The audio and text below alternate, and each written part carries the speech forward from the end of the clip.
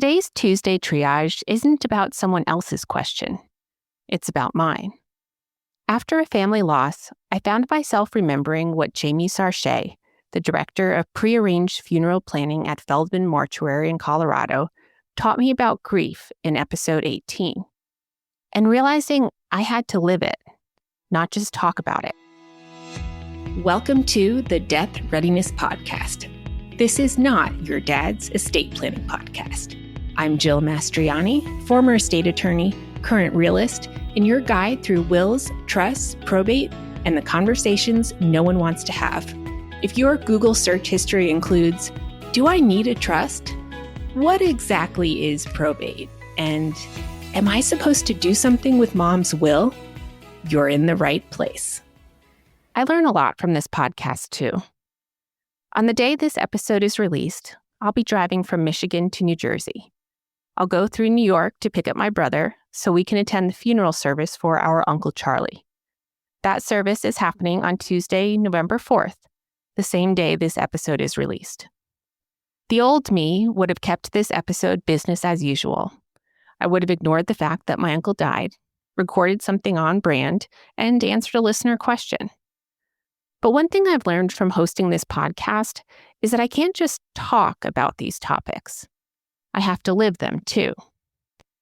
And that brings me back to something Jamie Sarche taught me when she was my guest back in episode 18. In that episode, she taught me about the importance of grief and how, as much as we'd like to, we can't opt out of it. Here's a clip from my conversation with Jamie, where she explains how people sometimes try to skip the grieving process by getting rid of the body, and why ceremony matters for those left behind. But what I see is where they then just think it's just about getting rid of the body. And they think, well, we're just going to do a direct cremation, a fire cremation, which means no memorial service, nothing else. We're just going to do that because we've got this dead body and we've got to get rid of this dead body. And once we get rid of this dead body, we're going to feel a lot better because we'll be done.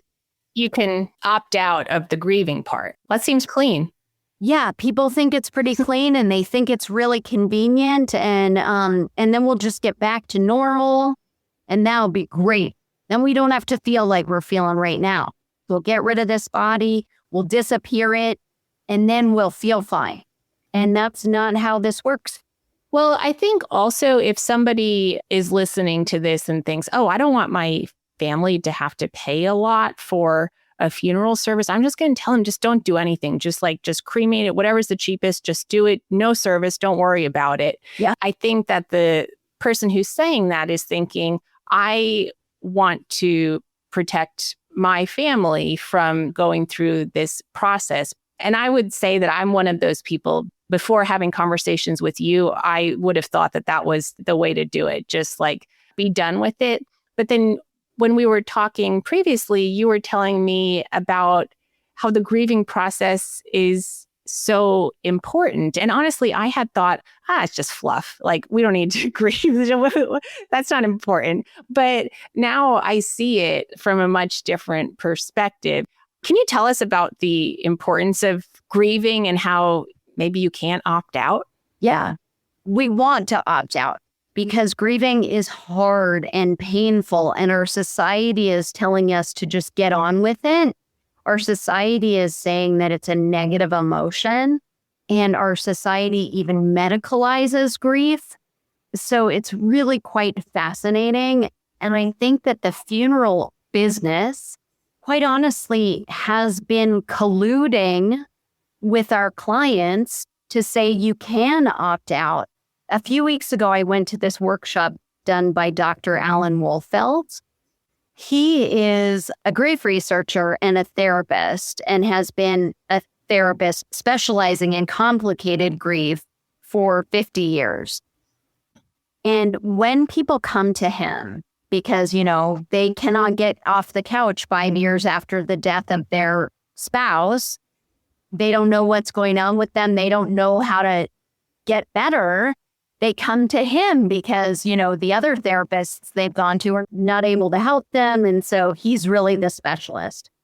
And the first question he will ask is, what was the ceremony like? And the vast majority of them say, oh, we didn't have anything. My person said, I don't need that. I don't need a funeral. When you're dead, you're dead. I hear that all the time. And the truth of the matter is, the dead guy doesn't need a funeral. The dead guy's fine. Right. The funeral, the memorial service, the ceremony, whatever that's going to look like, is not for the dead person. It is about the dead person, but it is for the people who are living. We have to acknowledge the reality of the death. Okay. Death is hard to come to grips with. It is incredibly psychologically challenging to have had our mother here this morning and not here this afternoon. Even when the death is expected, my mother's death was expected. I thought it wouldn't be as terrible as what I experienced because it was expected. And I hear that all the time from people. Oh, she was 97. Oh, she was very sick for a long time. Oh, she had dementia. In our logical mind, of course, we know somebody's going to die, but grief is not logical. And we are trying to logic our way through it. And really what we want to do is logic our way out of it. So we can't. We will not heal. We will just allow the grief to harden. And what we need to do is allow it to soften so it can flow through us and come up when it needs to, but can be ever moving. So we want to acknowledge the reality. And being present with the body is incredibly helpful to that. A public ceremony is really important because the next thing we really need is to recall. We need to talk about that person's life, and we need to talk about what happened to them, what caused the death. Mm-hmm. And it's not to get to acceptance, but it is to get to that real acknowledgement. Thanks to Jamie, and thanks to this podcast, I'm not going to opt out of grieving for my Uncle Charlie. My Uncle Charlie was 81 years old. He'd been sick for months, and we all knew his death was imminent. And just like Jamie said, it would be easy to tell myself he was 81. He'd been sick for a long time. When I first heard that he died, I didn't cry. I went upstairs and told my husband. When he asked if I was okay, I said that I was. The next day, while sitting at my desk, I saw that my cousin had posted photos of him on Facebook, and I started to cry. It was like that was the first time my brain actually accepted the reality of his death. I want to tell you about my Uncle Charlie, but first, I want to tell you about how his family has been part of this podcast from the very beginning. Last week's Tuesday Triage question came from Jasmine in New Jersey. Jasmine is married to my cousin Doug, who is Charlie's son. They have 3 amazing kids. Their oldest, Nora, is my behind-the-scenes teammate here at the Death Readiness Podcast. She built and maintains our website and manages communications. She's been part of this journey since before there even was a podcast. Doug, Nora's dad, my cousin, is pretty incredible too.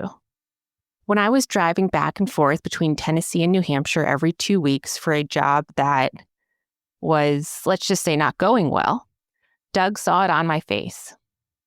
Without hesitation, he invited me and my 3 dogs into his small home with 1 bathroom every time I passed through. One night, after another rough trip, we sat at his kitchen table around 11 p.m. He looked at me and said, "Tell me what's going on."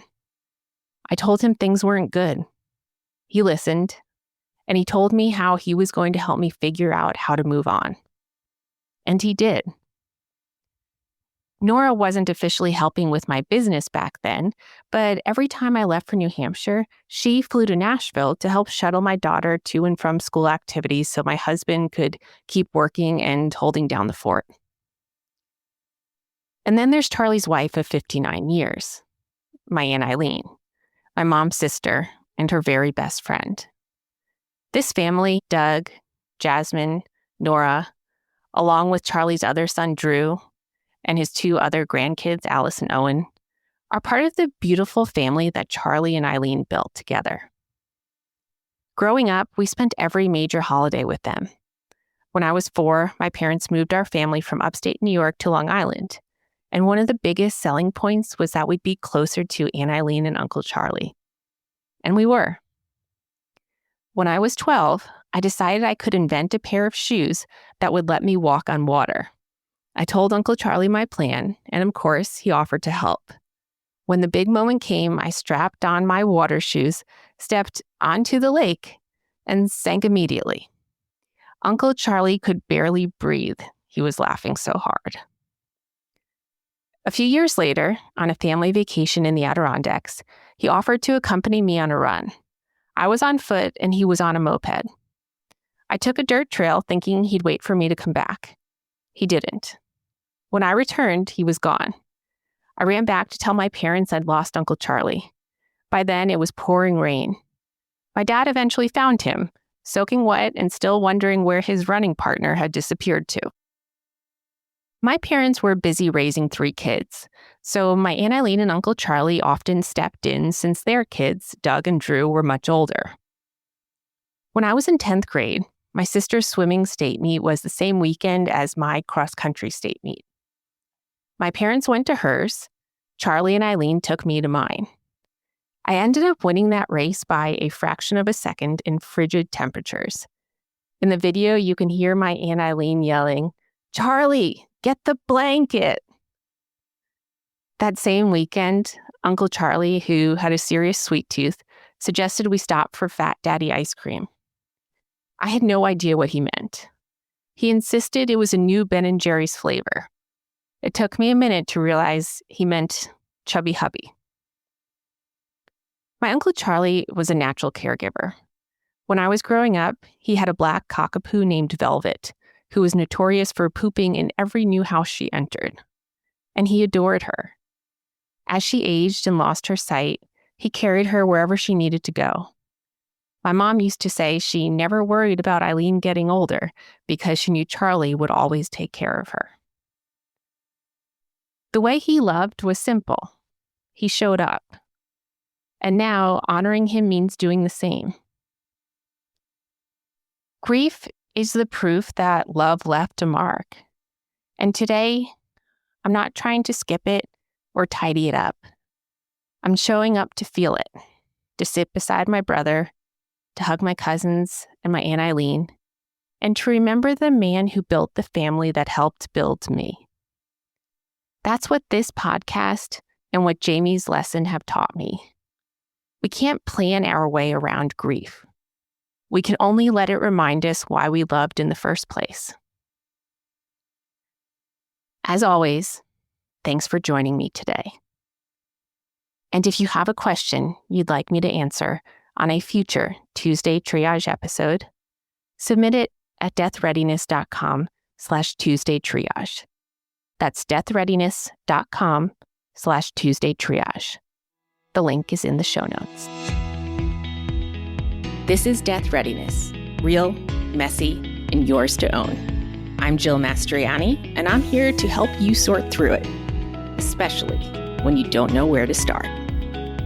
Hi, I'm April, Jill's daughter. Thanks for listening to the Death Readiness Podcast.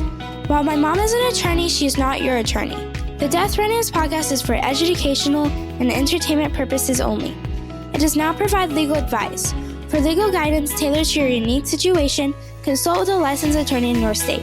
To learn more about the services my mom offers, visit deathreadiness.com.